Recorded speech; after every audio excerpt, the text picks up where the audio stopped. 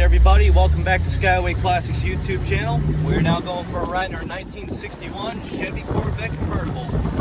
Definitely a true classic here at Skyway, featuring a red exterior, the white in the middle of both sides of the doors. You also have the white manual top. Going into the interior now, as you can see, is a 4-speed manual. Very smooth cruiser going into each gear. Our tach, our speedometer, most of our gauges are working. Our temperature is reading right under 180. We even got the working horn.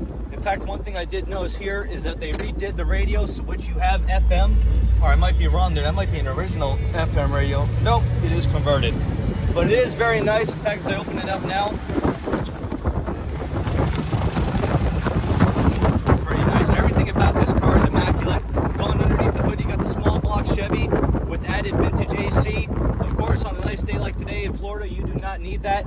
However, you just need your passenger princess not talking your neck off and just listen to the sound of the exhaust.